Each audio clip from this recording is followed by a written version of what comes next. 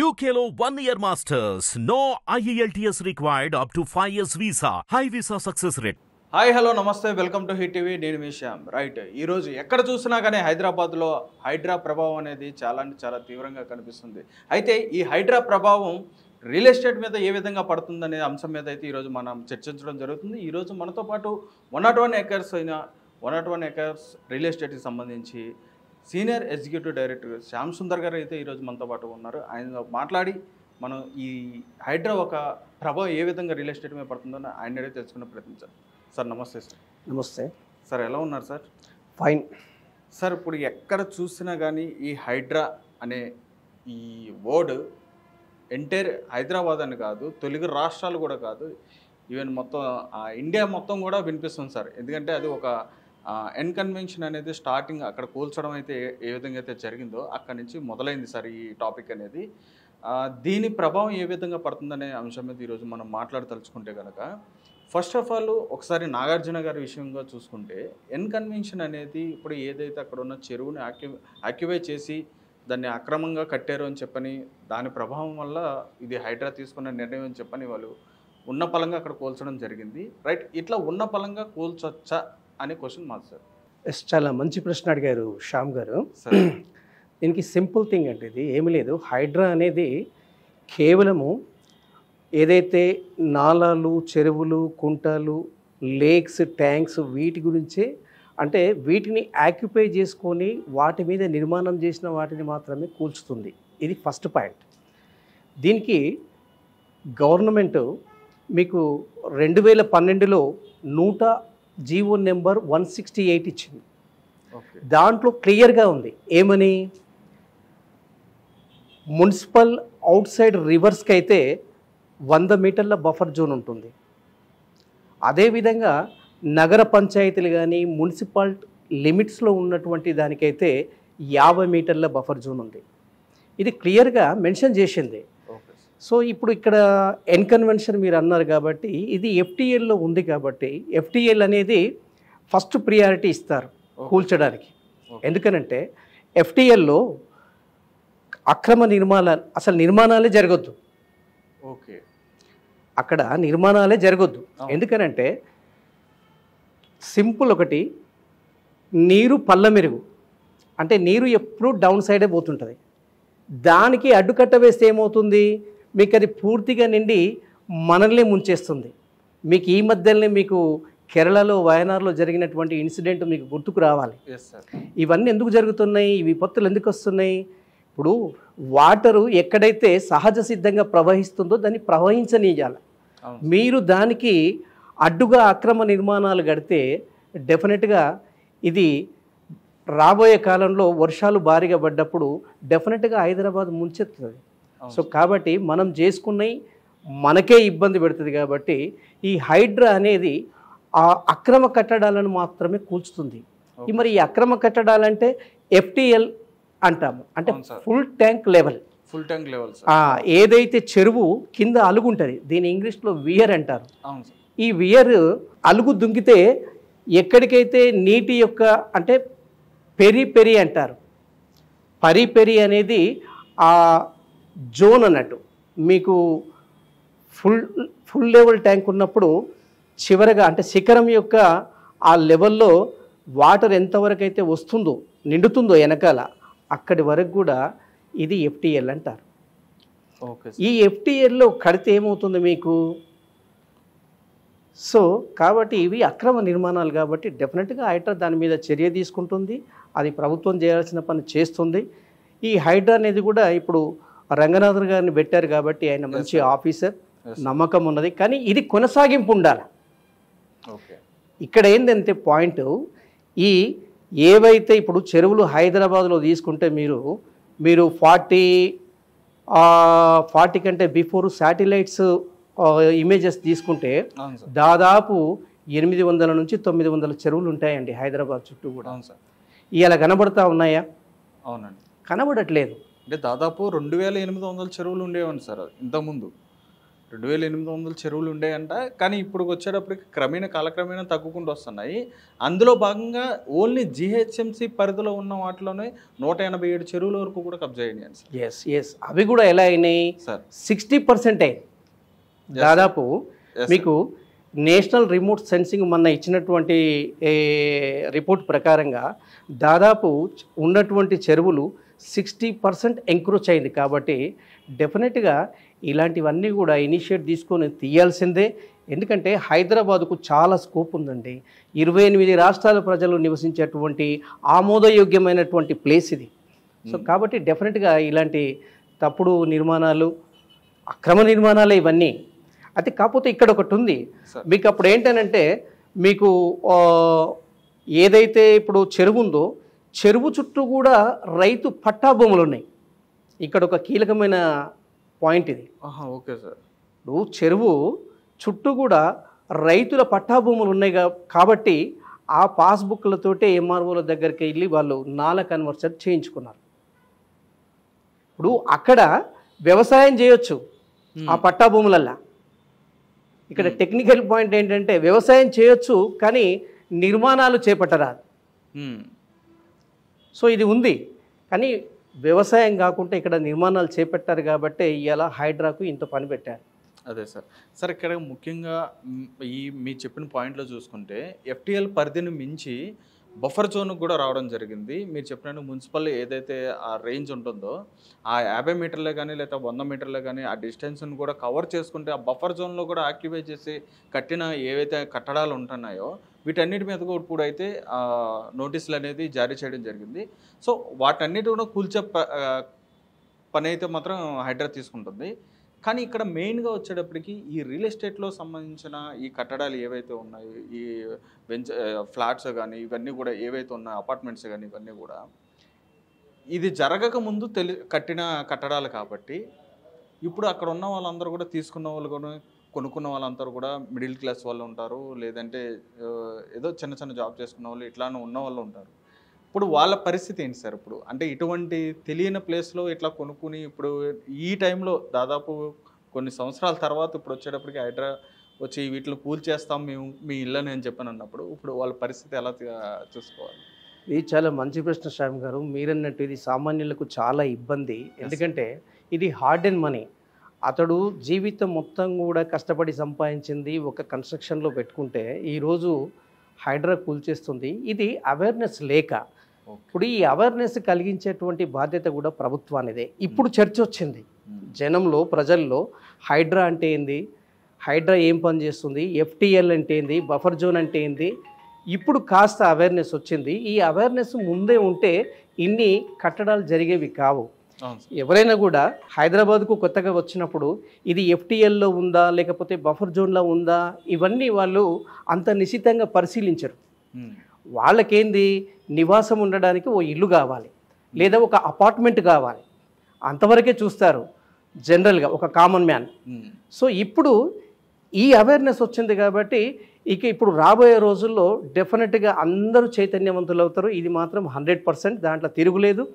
ఎందుకంటే ఒకసారి కూలగొడితే అది చాలా ఎంత పెద్ద ఒక కామన్ మ్యాన్కు అది తట్టుకోలేని భారం. అది ఇప్పుడు పెద్ద పెద్ద వారికి వ్యాపారస్తులు రియాల్టర్లు పెద్ద పెద్ద వాళ్ళకంటే పెద్దగా కాకపోవచ్చు, ఎందుకంటే వాళ్ళు రిసార్ట్స్లు అట్లాంటివి కట్టుకుంటే అవి కూల్చేస్తే పెద్దగా వాళ్ళకేం పోయేది ఉండదు.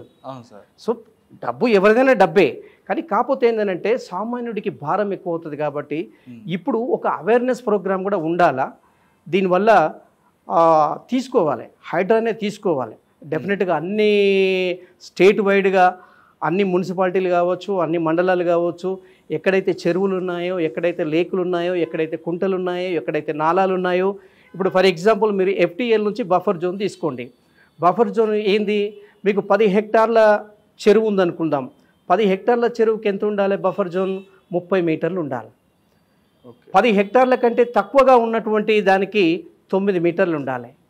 అదే మీరు ఒక కెనాల్ కానీ నాలా కానీ వాగు కానీ తీసుకోండి, దానికి మీకు 10 మీటర్ల విడత కంటే ఎక్కువ ఉన్నటువంటి కెనాల్ కావచ్చు, నాల కావచ్చు, లేకపోతే ఏదైనా డౌన్ స్ట్రీమ్ కావచ్చు, వాటికి మీకు 9 మీటర్లు ఉండాలి. ఒకవేళ 10 మీటర్ల విడత కంటే తక్కువ ఉంటే దానికి 2 మీటర్ల బఫర్ జోన్ ఉండాలి. 2 మీటర్లు వదిలిపెట్టి మీరు కన్స్ట్రక్షన్ చేసుకోవచ్చు. సో కాబట్టి ఇదంతా కూడా ఈ సబ్జెక్ట్ అంతా కూడా ఎప్పుడైతే జనంలో వస్తుందో డెఫినెట్గా దాన్ని ఫాలో అవుతారు. అదే సార్, రైట్ సార్, మీరు చెప్పిన పాయింట్ చాలా బాగుంది సార్. అయితే ఈ అవేర్నెస్ అనేది తీసుకురావాలి, అవేర్నెస్ అనేది రావాలి అని చెప్పని అంటారు. యాజ్ స్టేజ్గా ఇప్పుడు గవర్నమెంట్ అయితే ఏదైతే కార్యక్రమాలు చేపట్టాలో అదేవిధంగా ఈ రియల్ ఎస్టేట్కి సంబంధించిన సంస్థలే కానీ లేకపోతే ఈ రియల్ ఎస్టేట్ చేసే వాళ్ళే కానీ వీళ్ళల్లో కూడా చాలామంది ఏంటంటే HMDA approved and RERA approved తీసుకున్న టైంలో కానీ లేదంటే వాటి అప్రూవ్స్ ఇచ్చే టైంలో కానీ ఎటువంటి పత్రాలు అనేవి చూపిస్తారు, ఎటువంటి అప్రూవ్స్ అనేది ఎలా పొందుతారు అనేది దాని గురించి ఒకసారి చెప్పండి సార్. ఇది మీరు హైడ్రా గురించి అడిగారు కాబట్టి హైడ్రాలో ఈ చెరువు చుట్టూ ఉన్నటువంటి పట్టా భూమి రైతులందరూ ఏం చేశారు, వాళ్ళకు పట్టా ఉంది కాబట్టి ఎంఆర్ఓ దగ్గరికి వెళ్ళేసి వాళ్ళు నాలా కన్వర్షన్ చేయించుకున్నారు. ఓకే, అక్కడ కన్స్ట్రక్షన్లు స్టార్ట్ అయినాయి అప్పుడు.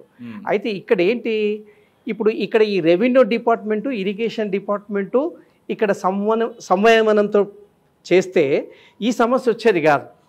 ఓకే, ఇప్పుడు ఇక్కడ ఇదే అన్నట్టు ఈ కమ్యూనికేషన్స్ ఉండాలా, వీళ్ళిద్దరి కమ్యూనికేషన్స్ ఉంటే ఈ సమస్యలు వచ్చేటివి కావు.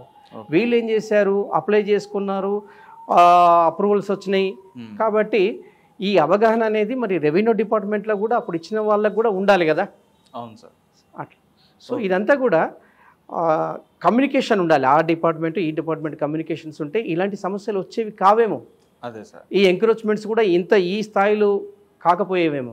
ఇక్కడ చాలామంది ఇప్పుడు ఏదైనా ఒక ఇల్లు కొనుక్కోవాలి అని అనుకున్నప్పుడు వాళ్ళు ఏంటంటే చాలా సెర్చ్ చేస్తూ ఉంటారు, ఏ ఏరియాలో బాగుంటుంది, ఎటువైపు బాగుంటుంది, ఎక్కడ వాస్తు కానీ ఇవన్నీ అన్నీ సెర్చ్ చేసుకుని అన్నీ అంటే ఏ రియల్ ఎస్టేట్ కంపెనీ అయితే మంచిగా మనకు అన్ని సౌకర్యాలు కలిగేలాగా ఇస్తుందని చెప్పని ఇట్లాంటివన్నీ కూడా చూసుకుంటూ ఉంటారు. ఇటువంటి సమయంలో ప్రజలు అనే వాళ్ళు ఏంటంటే చాలా అంటే మన ఇల్లు కట్టుకోవడం అనేది అదొక డ్రీమ్ ప్రతి ఒక్కరు కూడా, ఒక మిడిల్ క్లాసే కానీ లేదా ఎవరికైనా సరే. అయితే ఇటువంటి వ్యక్తులు వాళ్ళ జీవితాంతం కష్టపడి సంపాదించుకుని ఒక డ్రీమ్ని ఫుల్ఫిల్ చేసుకుంటున్న టైంలో ఇప్పుడు ఇట్లాంటి కార్యక్రమాలు జరగడం వల్ల వాళ్ళల్లో ఏమైనా భయం పుట్టే అవకాశం ఉంటుందా అని చెప్పని అనుకోవచ్చా? అంటే ఇప్పుడు చాలామంది కూడా ఏమనుకుంటున్నారంటే మనం ఎక్కడ కొనాలన్నా సరే డౌట్గా ఉంది, ఇప్పుడు అక్కడ ఇంతకుముందు దీని కింద చెరువు ఉండేదేమో అని చెప్పని వాళ్ళకు కూడా తెలీదు. అంటే ఇప్పుడు ఈ రీసెంట్ 2 days బ్యాక్ అయితే మాత్రం దానికి సంబంధించిన డీటెయిల్స్ అన్నీ కూడా ఇవ్వడం జరిగింది. హైదరాబాద్లో ఎక్కడెక్కడ చెరువులు ఉన్నాయి ఏంటని ఏవి ఆక్యుపై అయినాయి అని చెప్పని. ఇప్పుడు పరిస్థితి వాళ్ళు భయపడుతున్న టైంలో ఇప్పుడు ఎలాంటి తీసుకోవాలని చెప్పని అనుకోవాలి వాళ్ళు? ఇప్పుడు తీసుకోవాల్సిన చర్యల కంటే జనరల్గా ఏంటంటే మీకు ఈ హైడ్రా వల్ల జనంలో ఒకటైతే వచ్చేసింది, చెరువులు ఎక్కడైతే ఉంటాయో అక్కడ చూసి కొనుక్కోవాలి, తెలుసుకొని కొనుక్కోవాలనేటువంటి ఒక అంశం అయితే జనాలలో వచ్చేసింది. రియల్ ఎస్టేట్కు దీనికి హైడ్రా అనేదేమో టోటల్గా డిఫరెంట్. ఇది ఎంక్రోచ్మెంట్కు సంబంధించినటువంటి కట్టడాలను మాత్రమే కూల్చివేస్తుంది. ఓకే, సో మీకు మిగతా వాటిలో ప్రాబ్లం లేదు. ఇప్పుడు మిగతా మీరు ఎంక్రోచ్మెంట్ ఎక్కడ ఉంది, మీకు ఎఫ్టిఎల్ లెవెల్ బఫర్ జోన్లలోనే ఉంటుంది. సో కాబట్టి వాటిని మినహాయించి కొనుక్కుంటే ఎక్కడైనా కొనుక్కోవచ్చు, ప్రాబ్లమే లేదు. అది కూడా కొనుక్కునే ముందు ఏం చూసుకోవాలి మీరు, దానికి అప్రూవల్స్ ఉన్నాయా లేదా. హెచ్ఎండిఏ లేఅవుట్ ఉంది, హెచ్ఎండిఏ లేఅవుట్స్కి ఏం కావాలి మీకు, వాటికి నాలా కన్వర్షన్ చేసుకొని ఎల్పీ నెంబర్ ఆన్లైన్లో చేసుకున్న తర్వాత ఎల్పీ నెంబర్ వచ్చిందా లేదా, దానికి రేరా నెంబర్ ఉందా లేదా చూసుకొని అవి ఓకే ఉంటే కొనుక్కోవచ్చు, ప్రాబ్లం లేదు. ఎందుకంటే అవి టెక్నికల్ అప్రూవల్స్ కాబట్టి, గవర్నమెంట్ సైడ్ నుంచి వచ్చేటివి కాబట్టి, గవర్నమెంట్ బాడీ ఉంది కాబట్టి there is no problem at all. Okay, so కాబట్టి మీకు జనంలో ఏంది, రియల్ ఎస్టేట్ మీద భయం కాదు, ఎంక్రోచ్మెంట్స్ మీద ఉన్న వాళ్ళే కూల్చినందుకు మాత్రమే ఒక స్తబ్దత, అంతేగాని దీన్ని భయం అనడానికి కూడా వీల్లేదు. భయం ఎవరికి ఉంటుంది, అక్రమ నిర్మాణాలు చేపట్టిన వారికి మాత్రమే భయం ఉంటుంది. అక్రమంగా ఎక్కడైతే ఎఫ్టిఎల్ లెవెల్లో ఎక్కడైతే బఫర్ జోన్ ఉందో అక్కడ కొన్న వాళ్ళకు భయం ఉంటుంది, తెలియక కొన్న వాళ్ళకు కూడా భయం ఉంటుంది. అంతే తప్ప మిగిలిన దాని మీద ఈ ఇంపాక్ట్ ఏముండదు. ఎందుకంటే ఏ ఆయన గవర్నమెంట్ ఎంప్లాయీ కావచ్చు, ప్రభుత్వ ఎంప్లాయీ కావచ్చు, ఆర్గనైజ్డ్ సెక్టార్లో పనిచేసిన వ్యక్తి కావచ్చు, అనార్గనైజ్డ్ సెక్టార్లో పనిచేసిన వ్యక్తి కావచ్చు, ఏ వ్యక్తి అయినా తను సంపాదించిన తర్వాత ఓ ఫ్లాటో లేకపోతే ఓ ఇల్లు కొనాలని చూస్తాడు. సో కాబట్టి వీళ్ళు నిరంతరంగా వచ్చేటువంటి వారే వీరంతా. సో దానికి దీనికి మనం ఏమి ఇంపాక్ట్ ఏం పడదు, దీనివల్ల కూడా ఇంపాక్ట్ అసలు పడదు. ఎందుకంటే డబ్బులున్న వాళ్ళు ఎక్కడైనా కొనుక్కోవాలని చూస్తారు, ఎందుకంటే వాళ్ళు సెటిల్ కావాలని చూస్తారు కాబట్టి. ఎందుకంటే హైదరాబాద్ అనేది చాలా పెద్దదండి, ఎన్నో ఆపర్చునిటీస్ ఉన్నాయి. ఇప్పుడు మీరు డిస్ట్రిక్ట్ లెవెల్ నుంచి ఇక్కడ విద్యకు వస్తారు, హెల్త్ పాయింట్ ఆఫ్ వ్యూలో వస్తారు, ఇక్కడ ఆపర్చునిటీస్ ఎక్కువ కాబట్టి డెఫినెట్గా ఇక్కడికి వచ్చిన తర్వాత వాళ్ళు సంపాదించిన డబ్బుతోటి ఇక్కడే ప్లాట్లు కొంటారు. ఇది నిరంతరం జరిగేటువంటి ఓ ప్రక్రియనే కాబట్టి దీనికి ఇంపాక్ట్ పడదు, హైడ్రా ఇంపాక్ట్ పడదు. హైడ్రా అనేది కేవలము అక్రమార్కులకు మాత్రమే భయం.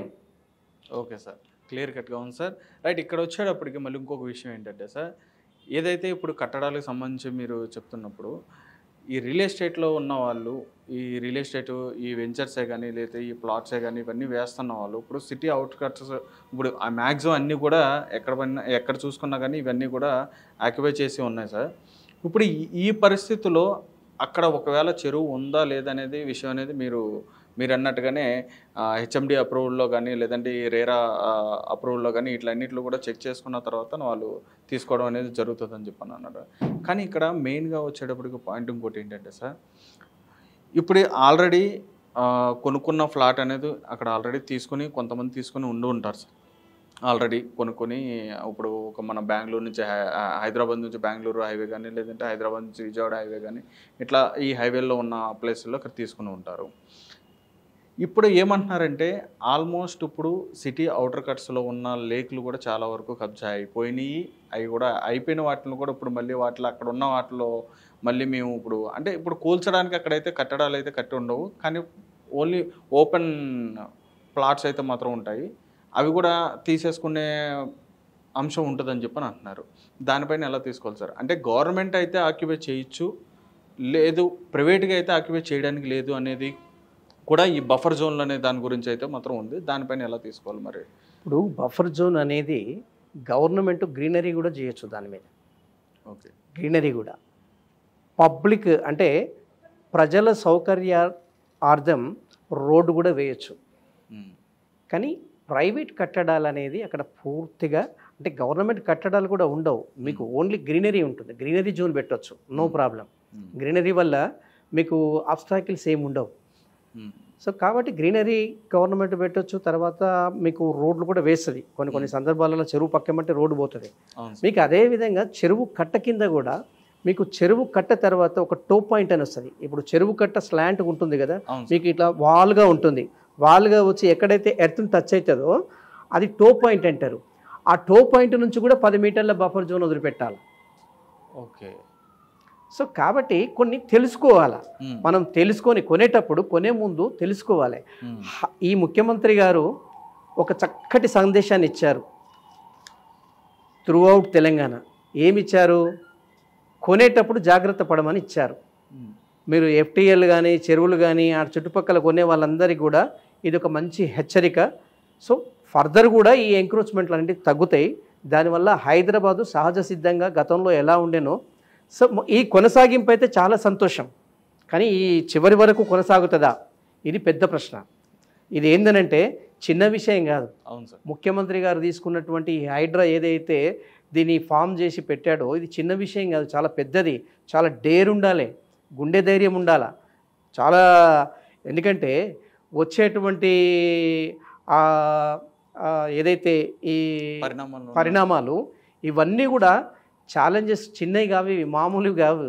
చాలా గుండె ధైర్యం ఉంటేనే ఇలాంటి పనులు చేయగలుగుతాం. అదే సరే, అంత ఈజీ కాదు. ఎందుకనంటే ఇప్పుడు రేవంత్ రెడ్డి గారు కూడా ఒక రియల్ ఎస్టేట్ అని చెప్పాను అనుకోవచ్చా సార్? ఆయన కూడా రియల్ ఎస్టేట్ తెలుసా? ఎస్, తనకి కూడా రియల్ ఎస్టేట్లో మంచి అనుభవం ఉంది కాబట్టి ఇప్పుడు అతను ఇప్పుడు మనకు నెట్ జీరో సిటీ కానీ తర్వాత స్కిల్ యూనివర్సిటీ కానీ ఏఐ కానీ స్టేడియం కానీ ఇప్పుడు శ్రీశైలం హైవే తీసేసుకుంటే ఇక్కడ 4th సిటీ నిర్మాణం చేస్తా అంటున్నాడు. అవును సార్. దాని ఈ మధ్యన మీరు పత్రికలు కానీ తర్వాత టీవీలు కానీ కంటిన్యూగా వస్తున్నాయి వీటి మీద.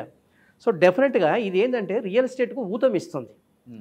రియల్ ఎస్టేటు అంటే మనం ఏదైతే ఇప్పుడు మనము వెహికల్కి ఫస్ట్ గేర్ నుంచి 4th gear 5th gear 6th gear వేసుకుంటామో అట్లాగే రియల్ ఎస్టేట్కు ఇలాంటి పాలసీస్ అనేది కూడా డెఫినెట్గా గేరప్ అవుతాయి. అంటే మంచి రియల్ ఎస్టేట్ వల్ల గవర్నమెంట్కి లాభం కదండి. మీకు సబ్ రిజిస్టార్ల స్టాంప్ డ్యూటీ ఫీజెస్ పెరుగుతాయి, సో రెవెన్యూ కూడా ప్రభుత్వానికి జనరేట్ అవుతుంది. సో డెఫినెట్గా మనీ ట్రాన్సాక్షన్ జరుగుతుంది. గతంలో ఏంటంటే ఎన్నికలు ఉన్నాయి కాబట్టి ఎన్నికల సమయాన మీకు మనీ ఫ్లో అవ్వదు కాబట్టి కొంత స్లో అయ్యింది real estate. Okay sir. So అది ఆ స్లో అనేది ఇప్పటి వరకు వచ్చింది. ఇప్పుడు ఇవన్నీ ప్రకటించింది కాబట్టి డెఫినెట్గా రియల్ ఎస్టేట్ అనేది చాలా గ్రో ఉంటుంది. అదే సార్, రైట్. అంటే గతంలో చూసుకుంటే చాలా వరకు రియల్ ఎస్టేట్ సంబంధించిన ఏవైతే కట్టడాలు ఉన్నాయో అవన్నీ కూడా ప్రతి సంవత్సరం కూడా అంటే ఎప్పటికప్పుడు చూసుకుంటే ఏంటంటే కొన్ని కట్టడాలు అలాగే ఉండిపోవడం జరుగుతుంది సార్. అంటే అవి పూర్తి చేయట్లేదు ఎవరు కూడా. కొంతమంది కొన్ని కట్టడాలు ఏంటంటే అట్లా వదిలేసేసి ఇప్పటికీ కూడా కంటిన్యూషన్గా అవి అలాగే వదిలేసి ఉండిపోవడం కానీ ఇట్లా జరుగుతున్నాయి. గతంతో ఇప్పుడు పోల్చుకుంటే ఇంకా ఎక్కువ కట్టడాలు కూడా అలా నిలిచిపోయి ఉన్నాయి. దీన్ని ఎలా తీసుకోవాలి సార్? అనే ఎందుకని అవి నిలిచిపోతున్నాయి? అంటే అక్కడ ఏంటి బడ్జెట్ లేకపోవడం అని చెప్పని అనుకోవాలా, లేదా కంపెనీల దగ్గర, లేదంటే ఆ కంపెనీలకి సంబంధించిన ఏమైనా డాక్యుమెంట్స్ అట్లా వాటిలో ఏమైనా అవకతవకలు జరగడం వల్ల అని చెప్పని అనుకోవాలా సార్? డెఫినెట్గా డిస్ప్యూట్స్ ఏదైనా ల్యాండ్స్ ఉన్నప్పుడు వాళ్ళు పరిష్కరించకపోతే అలా కూడా ఆగే అవకాశం ఒకటి ఉంటుంది. రెండవది మీరనేది బడ్జెట్ కూడా, అంటే మనీ మేనేజ్మెంట్ అనేది ఉంటుంది. మనము కట్టాలనుకున్నప్పుడు డెఫినెట్గా దేనికి ఎంత పెట్టుకోవాలనో ఆ ప్రకారంగా లేకపోతే కూడా ఆగిపోతుంది. రెండవది. మూడోది ఏముంది, దానికి తగినటువంటి పర్మిషన్స్ ప్రాపర్గా ఉన్నాయా లేదా చెక్ చేసుకోకపోతే కూడా ఆగిపోయే అవకాశం ఉంటుంది. అంతే తప్ప హైదరాబాద్లో కొనేవాళ్ళు చాలా ఉన్నారు. ఎందుకంటే తెలంగాణలో హైదరాబాద్ అనేది మహానగరాలతో, ప్రపంచ నగరాలతో పోటీ పడుతుంది కాబట్టి 28 రాష్ట్రాల ప్రజలకు ఆమోదయోగ్యమైనటువంటి ప్లేస్ ఇది హైదరాబాద్ అనేది. సో కాబట్టి మీకు ఇంటర్నేషనల్ ఎయిర్పోర్ట్ ఉంది, సో కనెక్టివిటీ సూపర్ ఉంది. దీనికి తగ్గట్టుగానే హైదరాబాద్ మీరు బెంగళూరుతో కంపారిటివ్ చేసుకుంటే బెంగళూరులో చాలా ఎక్కువ, అదేవిధంగా మీకు మద్రాసులో కూడా చాలా ఎక్కువ. సో ఏదైనా కంపెనీలు రావాలన్నా కూడా మీకు మ్యాన్ పవర్ కానీ తర్వాత ఇవన్నీ కూడా మీకు రెంటల్, ఆఫీస్ రెంటల్ కానీ హైదరాబాద్ అనేది చాలా చీప్ అండి వాటితో పోల్చుకుంటే. సో కాబట్టి డెఫినెట్గా వాళ్ళు కూడా ఇక్కడికి రావాలని చూస్తారు. హైదరాబాద్ అనేది చాలా మంచి డెస్టినేషన్ ప్లేసు, అందరినీ కూడా తన ఒడిలోకి తీసుకుంటుంది హైదరాబాద్ ఎప్పటికీ కూడా నెంబర్ 1 అండి. Super sir, super. Right sir. ఇక్కడే ఇప్పుడు ఏవైతే హైడ్రా తీసుకున్న నిర్ణయాలు ఏవైతే ఉన్నాయో ఇప్పుడు ఆ కొనసాగింపు అనేది జరుగుతూ ఉన్నది కాబట్టి ప్రస్తుతం ఇప్పుడు ఈ కొనసాగింపులోనే ఎవరైనా సరే ఇప్పుడు అక్కడ బఫర్ జోన్లో ఉన్న వాటికి నోటీసులు అనేది ఇవ్వడం జరిగింది కాబట్టి వాళ్ళు ఎవరైనా సరే ఇప్పుడు మళ్ళీ అర్జీ పెట్టుకోవడానికి కానీ అట్లా ఏమైనా చేయొచ్చా? చూడు శ్యామ్ గారు, సింపుల్ థింగ్ ఒకటేనండి, ఎఫ్టీఎల్లో ఉన్నాయి అర్జీలు పెట్టడానికి లేదు, కూల్చడమే. బఫర్ జోన్లో ఉన్నది సెకండ్ ప్రియారిటీ ఇస్తారు ఎవరైనా. సో కాబట్టి వాటి మీద ఏమైనా, అది కూడా ఎవరైనా కామన్ మ్యాన్ ఉంటే నిజంగా ఆలోచించాలి ప్రభుత్వం కూడా. ఎందుకనంటే తెలియక కొన్నారు కాబట్టి డెఫినెట్గా, ఎందుకంటే వాళ్ళ కష్టం అంతా కూడా అక్కడ పెట్టారు కాబట్టి ఒక్కడే ఉండడు, వెనకాల కూడా ఒక 5గురు ఉంటారు, కుటుంబం ఉంటుంది, కుటుంబ సభ్యులు ఉంటారు కాబట్టి వాళ్ళందరికీ కూడా చాలా ఇబ్బందిగా ఉంటుంది. అది కొంచెం ఆలోచన చేయాలి, ప్రభుత్వం ఆలోచన చేయాలి. హైడ్రా కూడా రిపోర్ట్ ఇవ్వాలి. కామన్ మ్యాన్ ఎవరో కూడా ఐడెంటిఫై చేసి హైడ్రా కూడా రిపోర్ట్ ఇస్తే డెఫినెట్గా దాని మీద తీసుకుని, నేను అనుకుంటాను, బలంగా నమ్ముతాను, మంచి ఆఫీసర్లు ఉన్నారు మన దగ్గర, డెఫినెట్గా అట్లా కాకుండానే చూస్తారు. సార్ ఇందులో ఇప్పుడు హైడ్రా అనేది కూల్చుకుంటూ వెళ్ళిపోతుంది కాబట్టి దీనికి సంబంధించిన లీగాలిటీస్ అన్నీ కూడా వాళ్ళు ముందుగానే వాళ్ళ దగ్గర పెట్టుకున్న తర్వాతనే రంగంలోకి దిగారని చెప్పని అనుకోవాలా, లేదంటే ఒక కక్ష సాధింపు అదే ఏదో రివెంజ్ లాగా కానీ లేదంటే ఏదైనా చర్య తీసుకునే అవకాశం లాగా వీళ్ళు తీసుకున్నారని చెప్పని అనుకోవాలా? ఇప్పుడు గతంలో కోర్టు తీర్పు ఇచ్చింది ఎఫ్టీఎల్లో ఉన్న వారికి నోటీసులు అక్కర్లేదని. Okay sir. గతంలో కోర్టే ఇచ్చింది. ఎఫ్టీఎల్లో ఉన్నప్పుడు దానికి నోటీసులు కూడా అక్కర్లేదు, దాన్ని తీసేయాల్సిందే. సో అందుకే ఏది కానీ మనకు కోర్టు ఇచ్చినా ఏది ఇచ్చినా కూడా ఈ హైడ్రా అనేది మాత్రం జనంలో ఒక గొప్ప అవేర్నెస్ని అయితే తీసుకొచ్చింది. అందరి నోట ఓ ఎఫ్టీఎల్ అనే పదము, ఒక బఫర్ జోన్ అనే పదము వినేబడేటట్టుగా, మాట్లాడేటట్టుగా చేసింది. అదే సార్.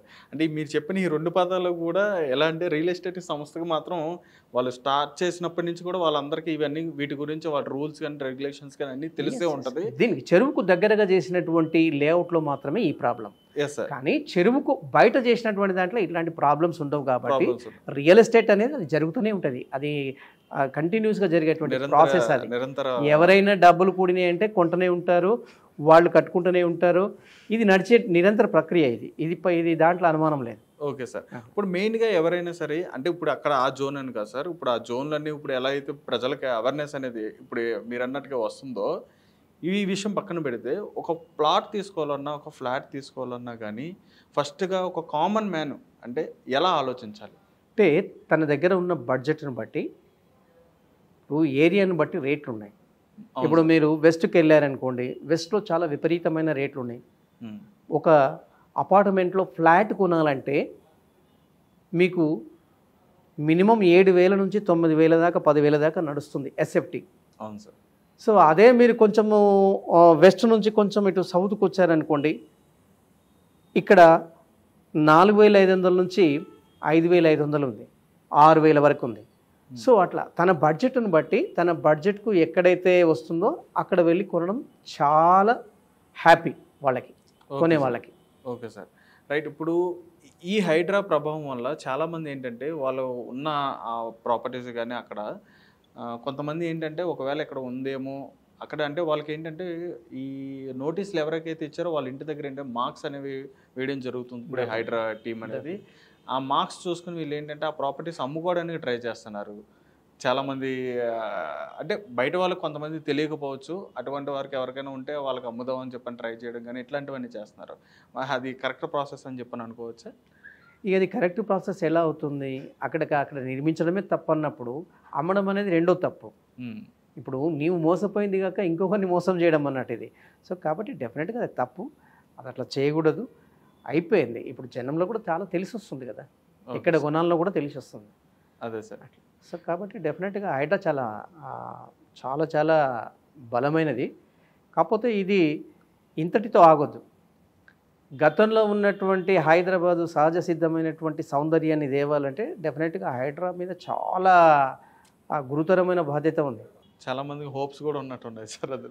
డెఫినెట్గా. కానీ ఇది కొనసాగింపు అనేది ఉండాలి. కొనసాగింపు లేకపోతే మళ్ళీ ఎక్కడ వేసిన గొంగలి అక్కడలాగే ఉంటుంది. ఇక్కడ వీళ్ళు చెప్తున్న దాంట్లో ఏంటంటే ఏవైతే ఆక్యుపై చేసిన జోన్స్ ఏవైతే ఉన్నాయో వాటిలో ఉన్న కట్టడాలన్నింటిని కూడా మేము కూల్చివేస్తామని చెప్పని ఆ నోటీసులు ఇవ్వడం జరుగుతుంది. కానీ వాళ్ళకి ఆల్టర్నేటివ్గా ఏమైనా చూపించే అవకాశం ఉందని చెప్పని అనుకోవచ్చు. అందులో కూల్చివేత తర్వాత ఆల్టర్నేట్ అనేది ఉండదు.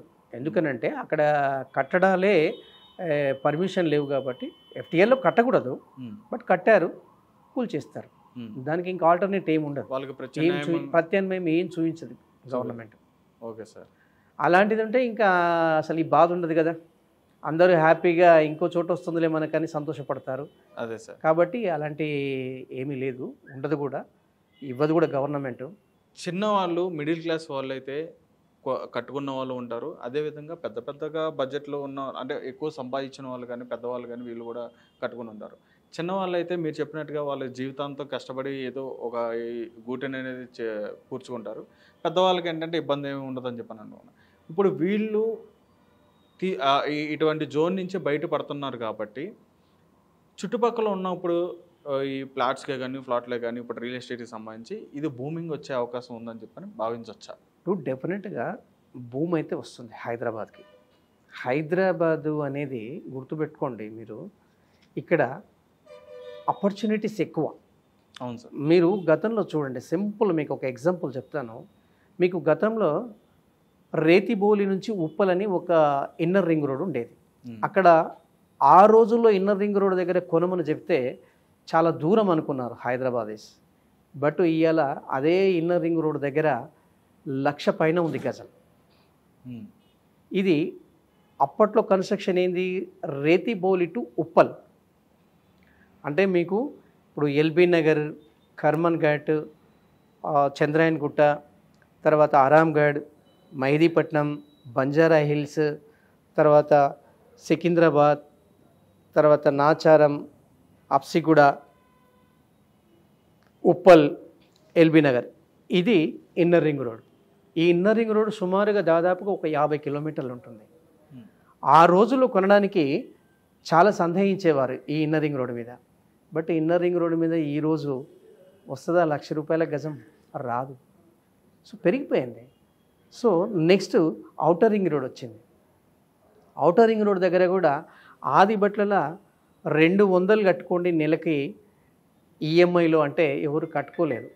హైదరాబాద్కు అంత దూరమా అనుకున్నారు. బట్ ఇవాళ అదే ఓఆర్ఆర్ దగ్గర గజం 30 నుంచి 50,000 దాకా వచ్చేసింది. మీరు ఆదిబట్ల తీసుకోండి. సో కాబట్టి ఇది తర్వాత నెక్స్ట్ RRR వస్తుంది. ఇప్పుడు కరెక్ట్ రైట్ టైం ఇన్వెస్ట్మెంట్కి. ఎందుకంటే ఓఆర్ఆర్కు RRRకు మధ్యనే హైదరాబాద్ గ్రోత్ ఉంది. Regional ring road. సో అక్కడే రీజనల్ రింగ్ రోడ్. సో మీకు ఇది కూడా ఎంత ఉంది? మీకు ఓఆర్ఆర్ 158 కిలోమీటర్లు ఉంటుంది సుమారుగా. సో ఇప్పుడు ఇది కూడా దీనికంటే డబల్ అయింది. ఇది RRR కూడా. సో కాబట్టి దాన్ని కూడా ముఖ్యమంత్రి మన రేవంత్ రెడ్డి గారు చాలా స్పీడ్గా అంటే కొంచెం త్వరగా చేయాలనేటువంటి ఒక పట్టుదలతోటే ఉన్నట్టు కనిపిస్తూ ఉంది. ఎందుకంటే పత్రికలు చదువుతూ ఉన్నాం మనం. అవును సార్, డైలీ చదువుతూ ఉన్నాం. కాబట్టి వాటి ఆధారంగా చూస్తే ఆయన మంచి పట్టుదలతోటే ఉన్నాడు కాబట్టి డెఫినెట్గా ఔటర్ RRR వస్తుంది. తర్వాత నెక్స్ట్ ఓఆర్ఆర్కు RRRకు మధ్యనే హైదరాబాద్ గ్రోత్ చాలా ఉంటుంది. ఇక్కడ కరెక్ట్గా ఇన్వెస్ట్మెంట్ పెట్టుకునే వారికి మంచి అంటే అది 5 times కావచ్చు, 10 times కావచ్చు, ఇలాంటి అవకాశాలు డెఫినెట్గా కనబడతాయి మేడం. అంటే ఇప్పుడు రీజనల్ రింగ్ రోడ్ అనేది ఇప్పుడు ప్రభుత్వం ఇచ్చిన అమలు ప్రకారం అయితే మాత్రం ఇప్పుడు ప్రాసెస్ అనేది కూడా స్టార్ట్ అయిపోయింది. అది రీజనల్ రింగ్ రోడ్ ఖచ్చితంగా వస్తుందని చెప్పని ఓఆర్ఆర్ నుంచి ఖచ్చితంగా ఒక 10 to 50 కిలోమీటర్స్ ఏమో రీజనల్ రింగ్ రోడ్ వస్తున్నట్టు ఉంది సార్. అయితే ఈ రీజనల్ రింగ్ రోడ్ రావడం వల్ల మీరు చెప్తున్నట్టుగానే ఓఆర్ఆర్కి రీజనల్ రింగ్ రోడ్కి ఎలా అయితే డెవలప్మెంట్ వస్తుందో మరి ఇప్పుడు ఇన్నర్ రింగ్ రోడ్కి అవుటర్ రింగ్ రోడ్కి మధ్యలో ఉన్నదంతా కూడా డెవలప్ అయిపోయిందని చెప్పని అనుకోవచ్చు. డెఫినెట్గా డెవలప్ అవుతుంది. ఎందుకంటున్నామంటే ఇప్పుడు ఫర్ ఎగ్జాంపుల్ మీకు స్కిల్ యూనివర్సిటీ ఉంది. స్కిల్ యూనివర్సిటీ ఎక్కడుంది? మీకు ఓఆర్ఆర్కు RRRకు మధ్యలోనే ఉంటుంది, నియర్ మీర్ఖాన్పేట్ దగ్గర. ఏఐ కూడా అక్కడే రాబోతూ ఉంది. సో ఇంత పెద్ద సంస్థలు వచ్చిన తర్వాత డెఫినెట్గా ఆ చుట్టూ అంతా కూడా రెసిడెన్షియల్ గ్రోత్ పెరుగుతుంది. రెసిడెన్షియల్ గ్రోత్ పెరిగిన తర్వాత ఏమవుతుంది? మీకు నెక్స్ట్ వచ్చేది schools, colleges, hospitals, so next commercials, ఇవన్నీ కూడా వస్తాయి. కాబట్టి డెఫినెట్గా ఒకదానికి ఒకటి చైన్ సిస్టమ్ లాగా అనుసంధానమై ఉంటాయి ఇవి. డెఫినెట్గా ఎక్కడైతే ప్రభుత్వ సింపుల్ అండి, మీకు రియల్ ఎస్టేట్లో ఎక్కడైతే మీకు సింపుల్ రోడ్ కనెక్టివిటీ ఉండాలా, తర్వాత ఇన్ఫ్రాస్ట్రక్చర్ రావాలి, అక్కడ టెక్నికల్ ఎంప్లాయ్మెంట్ పెరగాలి. ఈ 3 ఉన్న చోట మీకు అప్రిసియేషన్ అనేది చాలా స్పీడ్గా వెళ్ళిపోతుంది. అంటే మనం కొన్నదానికి 10 times. ఇప్పుడు మీకు 2016లో కొన్న వాళ్ళకి 2020 వచ్చేసరికి ఎట్లా పెరిగిపోయింది? అలా పెరుగుతుంది. సో ఇలాంటి కొన్ని పాకెట్ ఉన్నాయి, గ్రోత్ కారిడార్ పాకెట్స్. అలాంటి పాకెట్లలో ఇన్వెస్ట్మెంట్ పెట్టుకోవాలి. Okay sir. సార్ ఇప్పుడు హైదరాబాద్లో ఎవరైనా సరే మీరు అన్నట్టుగానే ఆ పాకెట్స్ ఏదైతే ఉన్నాయో మేజర్గా ఎక్కడెక్కడ ఉన్నాయని చెప్పని భావించవచ్చు. అదే ఇప్పుడు ప్రకటించాడు కదా, ఇప్పుడు ఇవన్నీ ప్రకటిస్తూ ఉన్నాడు కదా. అవును సార్, మన రేవంత్ రెడ్డి గారు ముఖ్యమంత్రి గారు. సో డెఫినెట్గా ఏఐ వస్తూ ఉంది, తర్వాత స్కిల్ యూనివర్సిటీ, ఇవన్నీ వస్తున్నాయి. కాబట్టి ఆ ఏరియాలో కొనుక్కుంటే డెఫినెట్గా మీకు మంచి అప్రిషియేషన్ వస్తుంది. దాంట్లో కాదనడానికి లేదు. ఎందుకంటే రోడ్డు కూడా మన ఒక 200 feet రోడ్డు కూడా శాంక్షన్ అవుతుంది చెప్పాడు, మన మీటింగ్లో చెప్పాడు. సో డెఫినెట్గా ఇవన్నీ డెవలప్మెంట్ కాబట్టి డెవలప్మెంట్ ఎక్కడొస్తే అక్కడ ఓ ప్లాట్ కొనేసుకుంటే అది ఉండిపోతుంది. అది డెఫినెట్గా ఒకరోజు మనల్ని పిలుస్తుంది.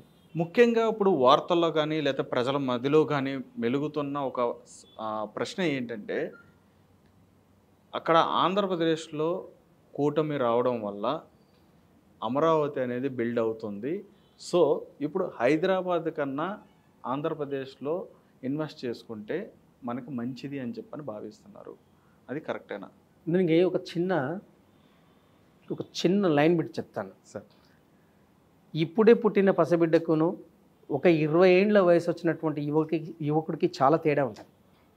నన్ను అడిగితే కంపారిటివ్గా చెయ్యకూడదు జనరల్గా. ఎందుకంటే ఆ శక్తి అంతవరకే ఉంటుంది. ఈ శక్తి చాలా ఎక్కడికైనా వెళ్ళగలిగే శక్తి ఉంటుంది ఇతనికి. ఇప్పుడు ఇది కులీ కుతుబ్ షాలు నిర్మించినటువంటిది. ఇప్పుడు మీరు చార్మినార్ తీసుకోండి, కులీ కుతుబ్ షా చేశాడు. తర్వాత నిజాం కాలం నుంచి వచ్చింది. హైదరాబాద్ అనేది ఒక 100 ఏళ్ళ చరిత్ర, 200 ఏళ్ళ చరిత్ర ఉన్నటువంటిది. ఇది ఒక్కరోజు నిర్మితమైంది కాదు. ఇది హిస్టారికల్ మీకు ఎప్పటి నుంచో అయింది కదండి. ఇప్పుడు మీకు చార్మినార్ ఎప్పుడు కట్టబడింది, ఇప్పుడు కాదు. అవును సార్. మీకు చౌమల్లా ప్యాలెస్ ఇప్పటిది కాదు, ఎప్పుడుదో. మలక్పేట్ ప్యాలెస్ ఇప్పటిది కాదు, ఎప్పుడుదో. ఉస్మానియా హాస్పిటల్ ఉంది, ఇప్పటిది కాదు. జడ్జిఖాన్ హాస్పిటల్ ఉంది, ఇప్పటిది కాదు. సో డెఫినెట్గా ఇవన్నీ కూడా గతం నుంచి వచ్చినటువంటి పరంపర అభివృద్ధి పథంలో నడుస్తున్నటువంటి ఇప్పటి వరకు వచ్చి ఆగింది హైదరాబాద్. అవును సార్. ఇది ఏంది, ప్రపంచ నగరాలతోటి పోటీ పడుతుంది, అమరావతితో కాదు పోటీ పడేది. ఓకే. సో ఇక్కడ డెఫినెట్గా ఇక్కడ అన్నీ ఉన్నాయి ఆల్రెడీ వెల్ ఎస్టాబ్లిష్డ్. ఇప్పుడు గతంలో ఇప్పుడు మీకు భూటాన్ నుంచి, శ్రీలంక నుంచి, నేపాల్ నుంచి, పాకిస్తాన్ నుంచి ఇవాళ హైదరాబాద్ హాస్పిటల్స్కి క్యూ కడతా ఉన్నారు. సో కాబట్టి హైదరాబాదు చాలా అభివృద్ధి చెందింది ఇప్పటికే. కాబట్టి ఇక్కడ 28 రాష్ట్రాల ప్రజలు వస్తారు ఇక్కడికి. వాళ్ళు ఉపాధి పరంగా కావచ్చు, ఎంప్లాయ్మెంట్ పరంగా కావచ్చు, తర్వాత హెల్త్ పరంగా కావచ్చు. ఇక్కడ ఆపర్చునిటీస్ చాలా ఎక్కువగా ఉన్నాయి కాబట్టి డెఫినెట్గా ఇక్కడికి వస్తారు, ఇక్కడే కొంటారు, ఇక్కడే సెటిల్ అవుతారు.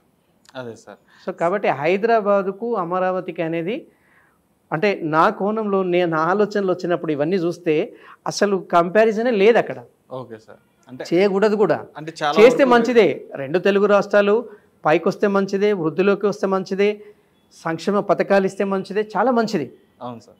కానీ మనం కంపారిటివ్ చేసేటప్పుడు మాత్రం చాలా కష్టం అనిపిస్తుంది. ఎందుకంటే ఇది ఆల్రెడీ హైదరాబాదు కొన్ని వందల ఏళ్ళ నుంచి ఎస్టాబ్లిష్ అయింది, అవును సార్. ఒక్కరోజుతో అయ్యింది కాదు. అంటే అక్కడ రియల్ ఎస్టేట్ కంపెనీస్ అనేవి అక్కడ ఇప్పుడు స్టార్ట్ అయ్యి అక్కడ ఏంటంటే అక్కడ ల్యాండ్ వాల్యూ కూడా ఇప్పుడు పెరుగుతుంది అని చెప్పనే విషయం కూడా బయట వినిపిస్తుంది సార్. దాని మీద పెరిగితే సంతోషం, పెరగాల. 2 తెలుగు రాష్ట్రాలు గొప్పగా ఉండాల, అది మంచిది కూడా. ఎందుకనంటే ఇప్పుడు యూనిటీగా పోతేనే కదా ఏదైనా మనం సాధించేది. డెఫినెట్గా ఉండాలా, అక్కడ కూడా అభివృద్ధి రావాలా, త్వరగా రావాలి. హైదరాబాద్ ఏంటంటే ఆల్రెడీ వెల్ ఎస్టాబ్లిష్డ్ కాబట్టి ఆల్రెడీ మీకు ఇంటర్నేషనల్ ఎయిర్పోర్ట్ ఉంది, చుట్టూ ఓఆర్ఆర్ వచ్చేసింది. గతంలో ఇన్నర్ రింగ్ రోడ్ ఉన్నది, ఇప్పుడు త్రిబుల్ ఆర్ కూడా రాబోతూ ఉంది. ఇంకా త్రిబుల్ ఆర్ వచ్చిన తర్వాత హైదరాబాదు ప్రగతిని ఆపే శక్తి ఎవరికి ఉండదని నేను భావిస్తున్నాను పర్సనల్గా. ఎందుకనంటే హైదరాబాద్కు ల్యాండ్ బ్యాంక్ చాలా బాగుంది.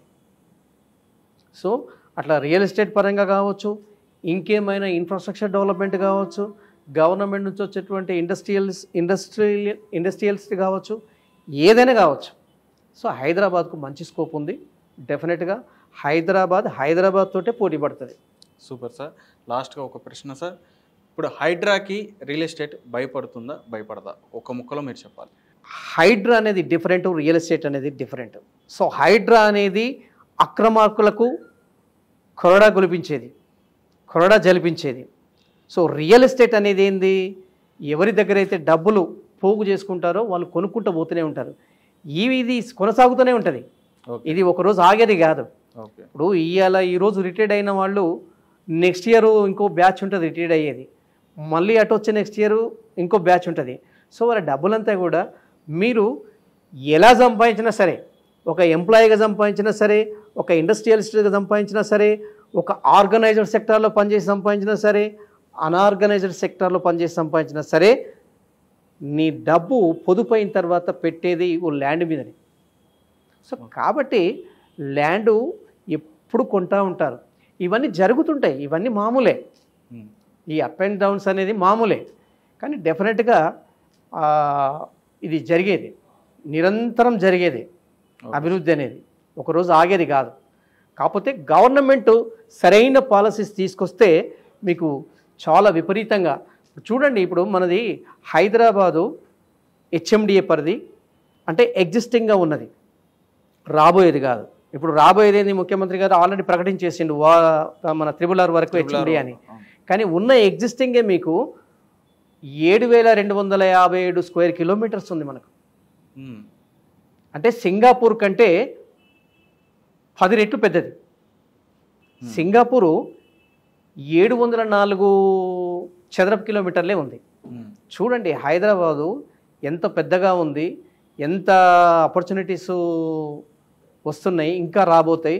హైదరాబాద్ నెంబర్ 1 కాబోతుంది, ఇది 100%. Thank you sir, thank you for information sir, thank you for opportunity sir. Right, చూశారు కదా మరి హైడ్రాకి రియల్ ఎస్టేట్ అనేది దానికి దీనికి ఎటువంటి సంబంధం లేదు. అక్రమ కట్టడాలు అయితే ఎక్కడైతే ఉన్నాయో అవి హైడ్రా అయితే అనేది కూల్చివేత అనేది కొనసాగింపు అనేది జరుగుతుందని చెప్పని సార్ కూడా చెప్పడం జరుగుతుంది. రైట్, మరొక ఇంటర్వ్యూతో మీ ముందుకు వస్తాం. చూస్తూనే ఉండండి hit TV. Hit TV app ని డౌన్లోడ్ చేసుకోండి. ఇందులో short news, live news, entertainment movies అన్ని అవైలబుల్ గా ఉన్నాయి. Please download Hit TV app. Hit TV app. Hit TV యాప్ని ఫ్రీగా డౌన్లోడ్ చేసుకోండి.